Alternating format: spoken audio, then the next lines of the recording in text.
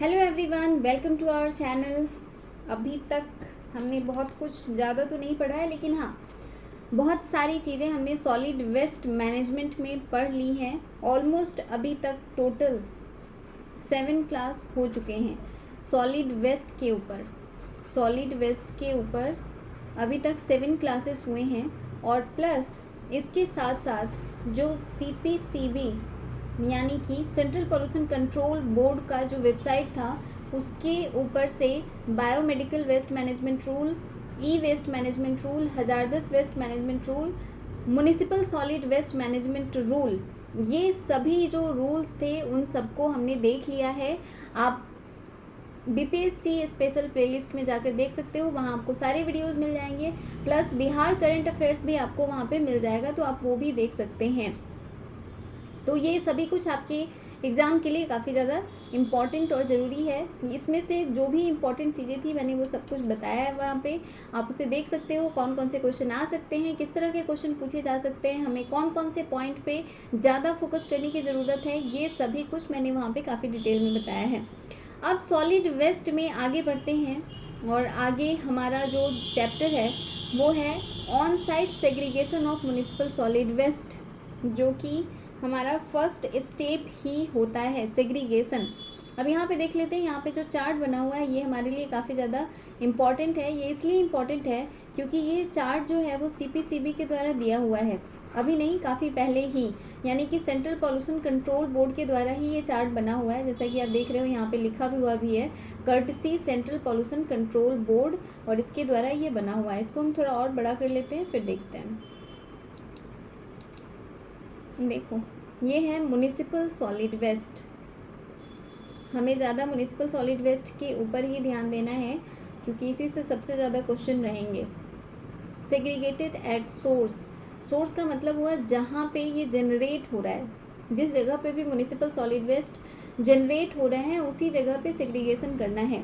इसमें इसके ग्रुप देख लो कौन कौन सा है। तो इसमें हो जाएगा रिसाइक्लेबल ड्राई वेस्ट, बहुत सारे ऐसे ड्राई वेस्ट होंगे जिनका रिसाइकलिंग कर सकते हैं। रिसाइक्लेबल ड्राई वेस्ट, ये हो गया पहला ग्रुप। दूसरा ग्रुप हो गया ऑर्गेनिक फ्रैक्शन, तीसरा ग्रुप हो गया इनर्ट डेब्रीज, एंड चौथा ग्रुप हो गया हजारदस वेस्ट। ठीक है, तो ये 4 ग्रुप हैं म्युनिसिपल सॉलिड वेस्ट के, और इसमें भी फिर अलग अलग सब ग्रुप्स हैं, वो देखते चलते हैं। रिसाइक्लेबल ड्राई वेस्ट में दो ग्रुप हो सकते हैं, नॉन कंबसिबल और कंबसिबल। नॉन कंबसिबल में होते हैं ग्लास, मेटल, रिसाइकलिंग इंडस्ट्रीज। जो इंडस्ट्रीज हैं इसके लिए जो रिसाइकलिंग करते हैं उनके पास ले जाएंगे तो ये रिसाइकलिंग प्रोसेस वहाँ पे हो जाती है। अगला है कंबसिबल।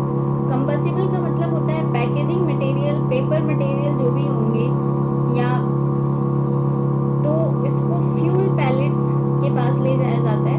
मतलब ये इसमें सब कम्बिनेशन आप देख सकते हो। कंबसिबल में जितने भी पैकेजिंग मटेरियल होते हैं या पेपर मटेरियल होते हैं वो सभी ज्वलनशील होते हैं। जो ज्वलनशील पदार्थों को कहा जाता है कंबसिबल। अब ऑर्गेनिक में देख लेते हैं। ऑर्गेनिक में जनरली हम बायोलॉजिकल ट्रीटमेंट करते हैं इसके लिए। ऑर्गेनिक फ्रैक्शन जो भी होगा इन सभी के लिए बायोलॉजिकल ट्रीटमेंट किया जाएगा, और इसके लिए कंपोस्टिंग, वर्मी कंपोस्टिंग और लैंड फिलिंग, गैस प्रोड्यूस करने में या बायोगैस प्रोडक्शन में इसको ले जाया जाता है। वैसे भी जानते हो आप, जब हम बायोलॉजिकल ट्रीटमेंट करते हैं तो उसमें से बहुत सारे गैसेस निकलती हैं, और उन गैसेस को हम कहते हैं biogas. Vermi composting, composting, biogas, land filling. अगर इनका डेफिनेशन आपको चाहिए तो आप municipal solid waste management rule के वीडियो में चले जाइए, वहाँ पे आप देखोगे तो आपको पता चल जाएगा। ये सभी का वहाँ पे डेफिनेशन मिल जाएगा, और वो डेफिनेशन CPCB के द्वारा दिया हुआ डेफिनेशन है, तो वो ऑथेंटिक डेफिनेशन होगा आपके लिए, और वो एग्जाम के लिए ज़्यादा ज़रूरी है। इनर्ट डेब्रीज में हो जाएगा low grade construction paving of roads. इसके अलावा हजारदस वेस्ट में आपको पता है हॉस्पिटल वेस्ट और बाकी हो जाएंगे। हॉस्पिटल वेस्ट के लिए इंसिनरेशन करते हैं। इंसिनरेशन क्या होता है ये मैंने बहुत बार पिछले वीडियोस में बताया हुआ है, तो आप वहाँ पे इसको देख लो। अगला है पेंड according to the specific requirement. Specific requirement के अकॉर्डिंग इसका सेग्रीगेशन होता है, तो ये सेग्रीगेशन टर्म है सोर्स के पास ही। अगला है सॉर्टिंग। सॉर्टिंग का मतलब होता है सेपरेशन एंड सेग्रीगेशन, सेपरेशन और सेग्रीगेशन दोनों को मिला दो तो उसे हम कहते हैं सॉर्टिंग। सिंपल टर्म याद रखना, वैसे भी मैं हमेशा से बोलती आ रही हूँ कि सब कुछ याद रखना पॉसिबल नहीं है, लेकिन कुछ जो कीवर्ड्स होते हैं उनको अगर हम याद रखते हैं तो हमको सारी चीज़ें बहुत अच्छे से याद हो जाती हैं। तो चलो देख लेते हैं अगला टर्म, सॉर्टिंग की बात की जा रही है, मतलब it indicates separation and segregation of individual constituent of waste materials.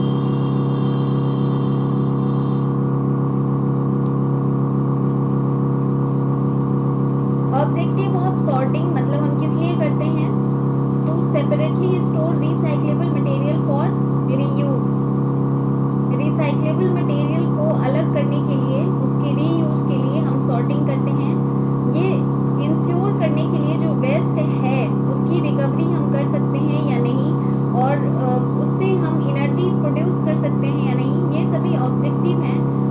Plus जो लैंडफिल साइट होता है उसके ऊपर बर्डन ना आए, उसके जो मान लो अगर बहुत सारा वेस्ट जनरेट हो गया है तो इसको कम करने के लिए, इसकी कैपेसिटी को कम करने के लिए हम इसकी मिनिमाइजेशन करते हैं सॉर्टिंग से।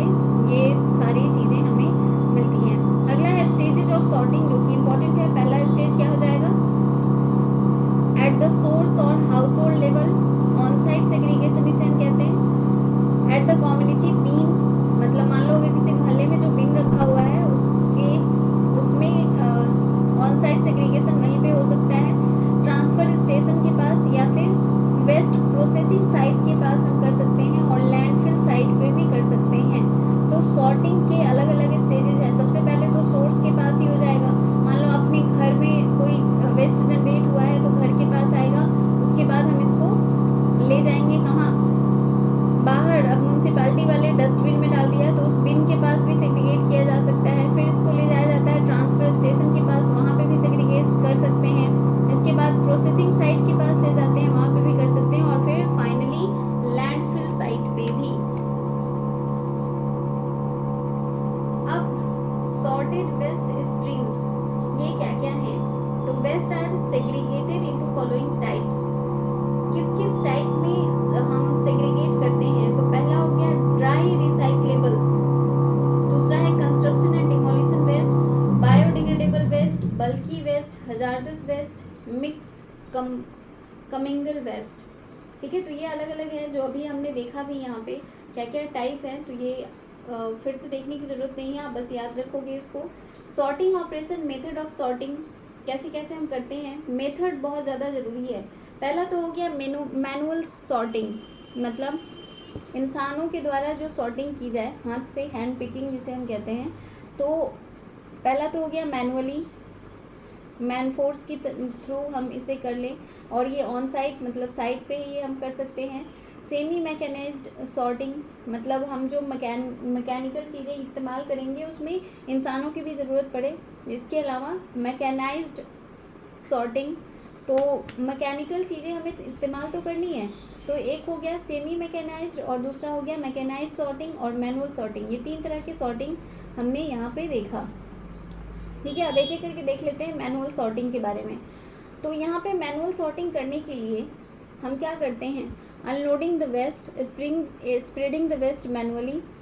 जो भी डब्बा है उस डब्बे को पलट दो, अनलोडिंग कर दो, पलटने के बाद उसको फैला दो, फैलाने के बाद उसमें से जो भी चीज़ें हैं उसको हाथ से उठा लेना है, हैंड पिकिंग, और फिर उसको कलेक्ट करना है, stop piling the remaining and reused waste.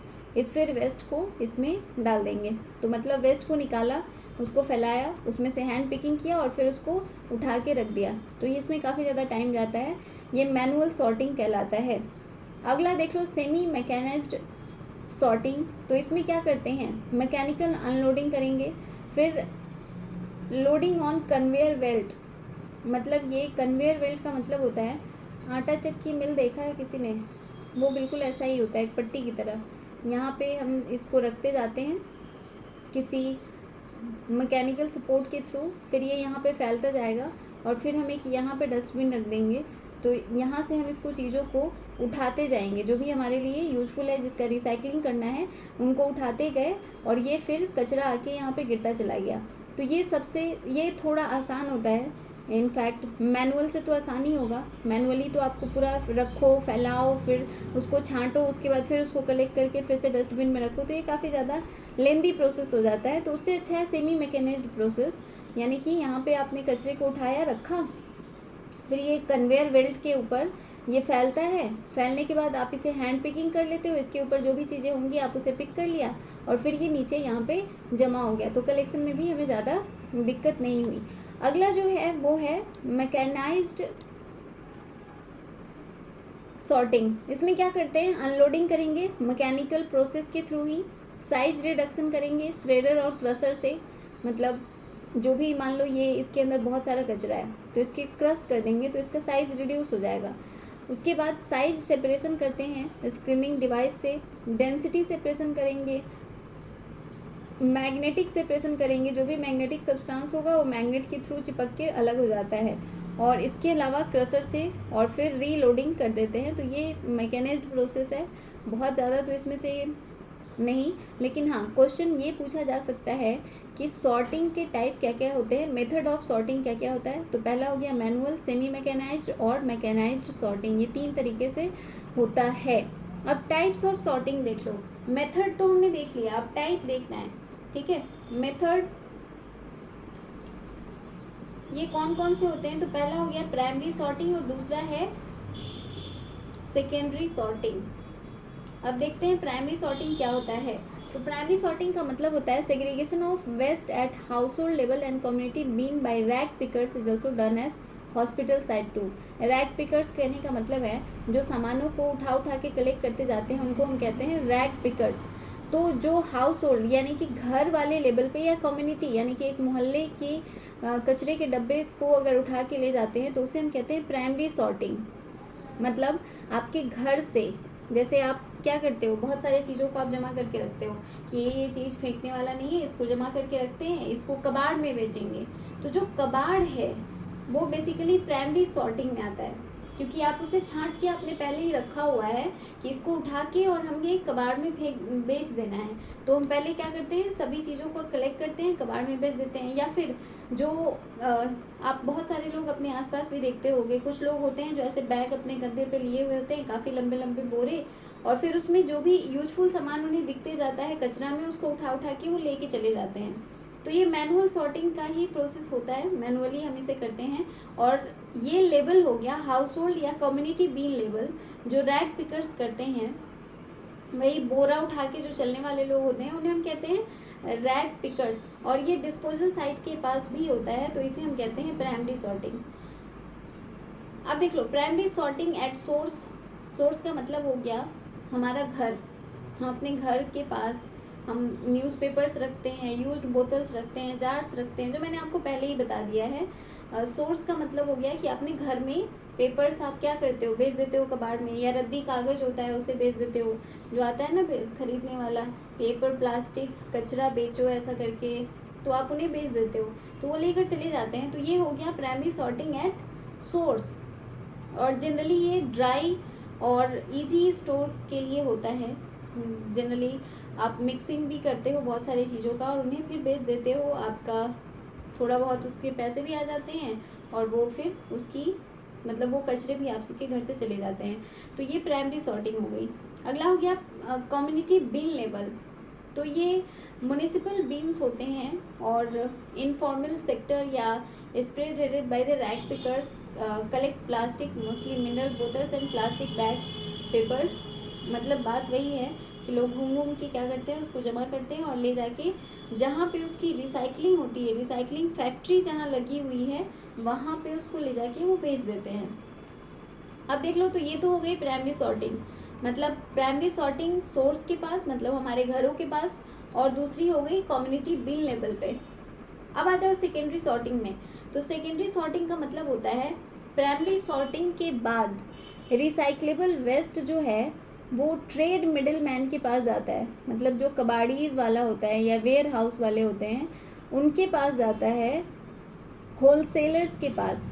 मतलब क्या हुआ, जो कबाड़ी ले जाते हैं कबाड़ीज, उन कबाड़ीज को हम कहते हैं प्राइमरी लेवल, प्राइमरी सॉर्टिंग, ठीक है। और ये जब होलसेलर्स को दे देते हैं, ठीक है, जिनके पास वेयर हाउस हैं, मतलब रिसाइकलिंग फैक्ट्री को, ठीक है, टर्सरी लेवल भी इसको कहा जाता है, तो ये होता है सेकेंडरी सॉर्टिंग। अब देखो planning of segregation programme element, क्या क्या प्लानिंग करनी है। तो पहला तो सोर्स सेपरेशन करना है रिसाइकलिंग के लिए, तो source separation paper to the segregation of recyclable and reusable material at POG, many specific containers are used for waste category. अब आ जाओ यहाँ पे क्वेश्चन क्या बन सकता है, ड्रॉप ऑफ या बाई बैक मतलब उसे बेच देना, ये सब चीज़ें हैं। कर्ब साइड प्रोग्राम यानी कि रिसाइक्लेबल या collected at kerb sides, collection vehicles for recyclables, collection vehicle का इस्तेमाल करें। Processing equipment for segregation of solid waste, अब ये हमारे लिए इम्पोर्टेंट हो जाता है, एक एक करके इसको देखते चलना। प्रोसेसिंग इक्विपमेंट कौन कौन से इस्तेमाल किए जाते हैं, तो पहला हो गया बेलर्स टू डेंसीफाई मटेरियल्स। बेलर्स का मतलब होता है कि सिंपल बेलन समझ लो, इसको फोल्ड कर कर के, इसको मोड़ के, मान लो क्या होता है, लंबा टीना या तार पतला होता है, उसको क्या करते हैं कबाड़ी वाले, उसको ऐसे पचका पुचकू के एकदम से ऐसे छोटा सा बना देते हैं, एकदम बहुत छोटा सा, और फिर उसको बैग में पकड़ के ले जाते हैं, तो इसे हम कहते हैं बेलर्स। या कॉन्डेंसीफायर्स, मतलब क्रशर होता है, एल्युमिनियम या स्टील केन्स को वो क्रश कर देते हैं, तो इसे हम कहते हैं कंडेंसीफायर। अब एक एक याद रखना, बेलर्स का मतलब हो गया डेंसीफाई मटेरियल्स, जो डेंसिटी को घटा दे तो उसे हम कहते हैं बेलर्स। एक एक टर्म हो सकता है कि पूछ दे, यहाँ पे क्वेश्चन आ जाए कि बेलर्स क्या होते हैं, या मटेरियल्स को डेंसीफाई करने के लिए हम किसका इस्तेमाल करते हैं, तो उसके लिए बेलर्स इस्तेमाल करते हैं। क्रशर, एल्युमिनियम या स्टील केन्स को क्रश करने के लिए कंडेंसीफायर का इस्तेमाल किया जाता है। ग्लास क्रशर जो है वो ग्लासेस को पीसेस में ब्रेक करने के लिए इस्तेमाल किया जाता है। मैग्नेटिक सेपरेटर, फेरस मेटल्स, जिसमें भी आयरन होगा, आयरन को फेरस कहते हैं, ठीक है, तो आयरन मेटल्स को हटाने के लिए मैग्नेटिक सेपरेशन का इस्तेमाल किया जाता है। अगर लकड़ी को काफ़ी स्मॉल पीसेस में बनाना है तो ऑब्वियसली वुड ग्राइंडर इसके लिए इस्तेमाल होता है। अगर वे करना हो, मटेरियल को वेट करना हो कि कितना है, ठीक है, तो उसके लिए स्केल्स का इस्तेमाल किया जाता है। अलग अलग स्केल्स होंगे, तराजू पे तौलेगा या फिर कोई बड़ा इलेक्ट्रॉनिक मशीन होगा उसके ऊपर तौलेंगे। इसके आ जाता है बेसाल्टिक सेपरेटर्स। तो ये हो गया सेपरेशन, सॉर्टिंग हमने देख लिया। अब कॉमोनल, इसे कहते हैं कॉमोनल रिसाइक्लेबल मटेरियल, ये क्या क्या हो जाएगा, paper, cardboard, glass, metal, plastic, batteries और टायर। कौन कौन सी गाइडलाइंस है इसके लिए, तो सेग्रेटेड बाय हायर प्रायोरिटी, गाइडलाइंस हम ऑलरेडी देख चुके हैं। इन गाइडलाइंस के ऊपर इतना ध्यान नहीं भी दोगे तो काम चल जाएगा, लेकिन CPCB की जो भी गाइडलाइंस हैं ऑलरेडी मैंने आपको वीडियोस प्रोवाइड कर दी हैं, प्लस उसके PDF भी आपको टेलीग्राम पे मिल जाएगा। टेलीग्राम का लिंक डिस्क्रिप्शन में है, आप ज्वाइन कर लो। सारे PDF आपको यहाँ पे मिल जाएंगे, करंट अफेयर्स से लेकर और बाकी सारी चीज़ें जितने भी हम प्रैक्टिस सेट करते हैं उन सभी के आपको PDF मिल जाएंगे टेलीग्राम पे। टेलीग्राम का लिंक डिस्क्रिप्शन में है, आप वहाँ क्लिक करके ज्वाइन कर सकते हो। तो ये गाइडलाइंस हो गए सेग्रीगेटेड बाय हायर प्रायोरिटी, कबाड़ी वाला, विच efficiently recover dry recyclable and bulky waste must be facilitated. Role of rag pickers in segregation must be recognized and strengthened at community level. Municipality must separate at levels of biodegradable, mixed, construction and demolition waste, hazardous waste. Biodegradable waste should be used for biological process. Obviously biodegradable है तो biological process में ही जाएगा। Construction and demolition waste जो है ये processed for reuse के लिए, मतलब इनका प्रोसेसिंग किया जाता है, ये हम पढ़ेंगे। Construction and demolition waste management rule, ये अभी हमने नहीं पढ़ा है, ये construction and demolition waste management rule 16 में आया है जो हमने अभी तक नहीं देखा है, तो इसको हम पढ़ेंगे। अगर आपको इसके ऊपर वीडियो चाहिए तो हमें कमेंट ज़रूर कीजिएगा, या इसके अलावा अगर किसी और चीज़ के ऊपर भी आपको वीडियो चाहिए तो हमें कमेंट कीजिएगा। Hazardous waste must be dumped in hazardous landfill, processed appropriately. Garden and agri waste must be compost at sites. Pre-sorting at waste processing site is desirable. ये सभी चीज़ें इम्पोर्टेंट हैं। अब आ जाओ सबसे इम्पोर्टेंट टॉपिक पे। ये इंट्रोडक्शन हमारे लिए इतना इम्पोर्टेंट नहीं है। They have been found to have infected wounds, sore feet. One of the first reaction of any municipality in the event so an epidemic has been to deny rag pickers access to the waste bins. हमें किन किन चीज़ों का ध्यान रखना है? तो यहाँ पे सबसे पहली बात, at the level of bin level injuries and infection can be caused to rag pickers. क्या होता है, म्यूनसिपाल्टी वाली जो बिन होती है उसके आसपास काफ़ी ज़्यादा सीसा कचरा सब कुछ एक साथ मिक्स करके हम फेंकते हैं। वैसे भी हम कुछ अलग अलग तो फेंकते नहीं हैं, तो इसके ऊपर वो काम करते हैं, तो उनको इन्फेक्शन होने का, उनके कटने का, या मतलब किसी भी तरह का डैमेज होने का ज़्यादा खतरा होता है। ठीक है, तो मतलब एक स्टडी जो है वो बताता है कि मतलब अगर इंजरी की बात करो, इंजरी रेट जो है तो वो 6 per month in municipal local body, मतलब 6 हर महीने में 6 आदमी तो घायल ज़रूर होता है, या 6 आदमी इन्फेक्टेड होता है इस चीज़ से। जो भी रैग पिकर्स होते हैं उनकी बात की जा रही है, नॉर्मल पीपल की नहीं। नॉर्मल पीपल तो खैर ले जाके उन्हें फेंक देना होता है, बाकी बात ख़त्म। तो ये सब हमें सेफ्टी का ध्यान रखना है कि एक्सीडेंट ना हो, या वहाँ पे आग ना लग जाए, या कुछ अगर हम उठाने गए हैं तो पता चले उसके अंदर बहुत ज़्यादा पॉइजनस कोई गैस है या कुछ ऐसा, तो इससे जो रैग पिकर्स को हानि होती है वो तो होती ही है। अब देख लो ऑक्यूपेशनल हेल्थ हजार्ड, टॉक्सिसिटी क्या होता है? तो टॉक्सिसिटी में देख लो हाउस होल्ड क्लीनर्स, इसके अंदर एयरोसोल होता है, ठीक है, और ये ज्वलनशील होता है, फ्लैमेबल होता है। एब्रेसिव जो हम इस्तेमाल करते हैं ये कोरोसिव होता है। क्लोरीन ये भी कोरोसिव होता है। शू पॉलिश जो है ये भी फ्लैमेबल होता है। ग्लास क्लीनर्स इरिटेंट होता है, जो ग्लास को साफ़ करने के लिए जनरली हम कंप्यूटर्स या लैपटॉप इन सब चीज़ों को साफ़ करने के लिए जो लिक्विड इस्तेमाल करते हैं, लास्ट पे क्या करते हैं हम उसको फेंक देते हैं, लेकिन थोड़ा बहुत उस बोतल में रह जाता है जिस बोतल में ये क्लीनर्स रहते हैं, तो ये काफ़ी ज़्यादा इरिटेंट कॉज करते हैं।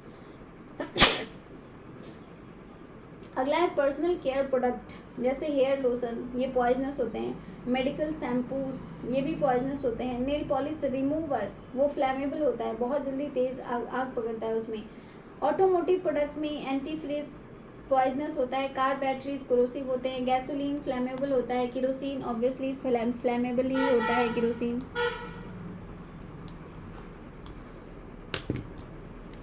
तो ये सब जो है ये काफ़ी ज़्यादा हेल्थ को हमारे अफेक्ट करते हैं।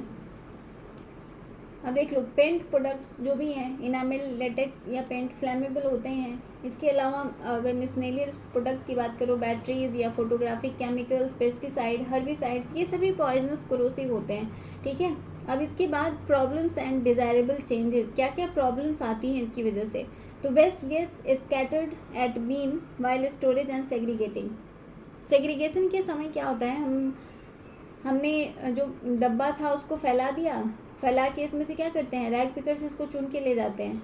ठीक है, पूरा फैला के इसको उठा के ले जाते हैं और फिर वहीं पे छोड़ देते हैं, तो ये पूरा स्कैटर्ड हो जाता है, एक जगह नहीं रखा रहता है। During sorting it causes injuries as well as disease through infected waste, injuries होगा ही होगा और डिजीज भी होता है। Food waste if stored for more than 5 days, 5 दिन से ज़्यादा हो तो फूड वेस्ट भी वहाँ पे क्रिएट होगा। Some time of waste do not get recycled. Plus toxicity, hazardous waste भी इसके अंदर होते हैं जिसका हम लैंड फिलिंग करते हैं या कंपोस्टिंग के लिए ले जाते हैं, तो ये सब भी काफ़ी ज़्यादा प्रॉब्लमेटिक होते हैं, प्रॉब्लम्स क्रिएट करते हैं। Recycling take place in very poor health and environmentally unsafe condition, बहुत ही अनसेफ कंडीशन में किया जाता है। लॉन्ग टर्म डिजायरेबल चेंज क्या क्या किया जा सकता है? शिफ्टिंग सॉर्टिंग मोर सेंट्रलाइज्ड, किसी भी चीज़ को वैसे भी जब हम सेंट्रलाइज कर देते हैं तो वो ऑर्गेनाइज हो जाता है। एक ऑर्गेनाइज तरीके से अगर हम किसी काम को करें तो वो काफ़ी अच्छा होता है। तो सॉर्टिंग भी हमें काफ़ी सेंट्रलाइज कर देना चाहिए, तो इससे काफ़ी लॉन्ग टर्म इफेक्ट पड़ेगा। Current system employ many rag pickers but this lead to many child labours. छोटे छोटे बच्चों को लगा देते हैं, ऑक्यूपेशनल सेफ्टी टू देम। तो फिर मतलब क्योंकि उन्हें कोई पे बहुत ज़्यादा पैसा तो मिलता नहीं है, तो जो बड़े लोग होते हैं वो दूसरे काम करते हैं और अपने घर के छोटे बच्चों को लगा देते हैं, तो इससे चाइल्ड लेबर बढ़ता है। तो ये देखना ज़रूरी है, इसकी टाइम टू टाइम मॉनिटरिंग करनी ज़रूरी है। Development of recycling system by hazardous product manufacturers या बैटरी मैन्युफैक्चरर। जो भी बैटरी मतलब जो बैटरी वगैरह बनाते हैं, जो भी ये मैन्युफैक्चरर हैं, उनको ही कोई रिसाइकलिंग सिस्टम डेवलप करना चाहिए कि आपने ये बैटरी हमारे कंपनी का ख़रीदा है, ख़रीद के लेके गए हो, जब ये यूज़ नहीं हो रहा है तो हमें वापस कर दो, हम इसे फिर से रीयूज़ करके मतलब फिर से इसी को बनाएंगे और फिर से हम मार्केट में इसको नया बना के बेचेंगे। अगर इस तरह का कोई स्कीम ले आते हैं जो भी बैटरी मैन्युफैक्चरर हैं, तो ये रिसाइकलिंग सिस्टम अगर इस तरह का हो जाए तो ये काफ़ी बेनिफिशियल हो सकता है, लॉन्ग टर्म इसका इफेक्ट आएगा। And organised colony. Organised colony का मतलब है कि सारे लोग साफ रहना चाहते हों। जो रैग पिकर्स होते हैं वो काफ़ी वाइजली, मतलब ये नहीं कि आए सबको फैला दिया कचरे को और जो उसमें से उठाना था उठा के लेके चले गए और बाकी सारी चीज़ों को वैसे का वैसा छोड़ दिया, ऐसा नहीं करें। वो उसको उठाया है तो उसके बाद उसको समेट के जाएं, ये सब चीज़ें होनी चाहिए और प्रॉपर प्रोटेक्शन के थ्रू ये सब काम करें। Material recycling monitored by law. जो भी लॉ बना है उसके अकॉर्डिंग उसकी मॉनिटरिंग होनी चाहिए रिसाइकलिंग के लिए। Promotion of simple disinfection technique and device such as needle clutters for infection simply treated before disposal. जो भी निडल्स, बायोमेडिकल वेस्ट जितने भी होते हैं उनका ट्रीटमेंट ज़रूरी है डिस्पोजल से पहले, और ये हम बायोमेडिकल वेस्ट मैनेजमेंट रूल में ऑलरेडी पढ़ चुके हैं, आप जाकर वीडियोस देख सकते हो बायोमेडिकल वेस्ट मैनेजमेंट रूल का। इसका इकोनॉमिक एस्पेक्ट क्या हो सकता है? Reducing the generation of waste before it occurs is a logical way to save cost. जहाँ पे भी जनरेट हो रहा है अगर वहीं पे हम वेस्ट को कम कर दें तो बहुत सारे पैसे बच जाएंगे। ठीक है, इसके लिए क्या क्या चीज़ें हो सकती हैं? तो the cost of raw materials, जो रॉ मटेरियल हमें चाहिए उसका कॉस्ट घट जाएगा। स्टोरेज स्पेस या bin can be removed. No consequent problem will arise if waste is not generated at all. तो ऐसा तो पॉसिबल है ही नहीं कि हम वेस्ट जनरेट ना करें, वेस्ट तो जनरेट होगा ही होगा, लेकिन हाँ अगर हम वेस्ट जनरेशन कैपेसिटी को कम कर देते हैं तो कोई इससे प्रॉब्लम नहीं आएगी। Cuts labour cost for collection and sweeping. Collection और स्वीपिंग के लिए जो बहुत सारे हमें लेबर रखने होते हैं, उनको पैसे देने होते हैं, वो सभी चीज़ें बच जाएंगी। प्रोसेसिंग व्हीकल या ट्रांसपोर्टेशन या लैंडफिल के जो भी कॉस्ट आते हैं वो सभी बच जाएंगे। तो ये इकोनॉमिक एस्पेक्ट होगा इसका। अगला है सोर्स रिडक्शन का पर्पस क्या क्या होगा? तो प्रोडक्ट रीयूज़, जो ड्रिंक बोतल्स हैं, मतलब जो हम पानी पीते हैं, अगर उसको हम एज इट इज़ फेंक दें या उसका फिर से रीयूज़ कर लिया जाए तो वो काफ़ी मतलब सोर्स रिडक्शन इसे हम कह सकते हैं। Material volume reduction, toxicity reduction, increase product life time, product का लाइफ टाइम बढ़ जाएगा। Decrease consumption, decreasing the use of non recyclable material. Reduced pollution, pollution सबसे ज़्यादा घटेगा। सिग्निफिकेंस ऑफ रिसाइकलिंग, रिसाइकलिंग का क्या क्या सिग्निफिकेंस है? Recycling is most widely recognised form of source reduction involving separation, collection, processing and marketing. Recycling में क्या क्या किया जाता है? तो सबसे पहले तो हम सेपरेट करते हैं, उसके बाद उसको कलेक्ट करते हैं, कलेक्ट करने के बाद उसका प्रोसेसिंग करते हैं और प्रोसेसिंग करने के बाद उसका मार्केटिंग करते हैं। तो ये सभी रिसाइकलिंग के प्रोसेस हैं। अब इसका इकोनॉमिक सिग्निफिकेंस क्या है? तो सेम चीज़ें इसमें भी होंगी। कॉस्ट रिडक्शन होगा, एम्प्लॉयमेंट बढ़ेगा, एनर्जी की रिकवरी होगी, हेल्थ केयर कॉस्ट घट जाएगा क्योंकि लोग कम बीमार पड़ेंगे, और पब्लिक यूटिलिटी बढ़ जाएगी। तो ये सभी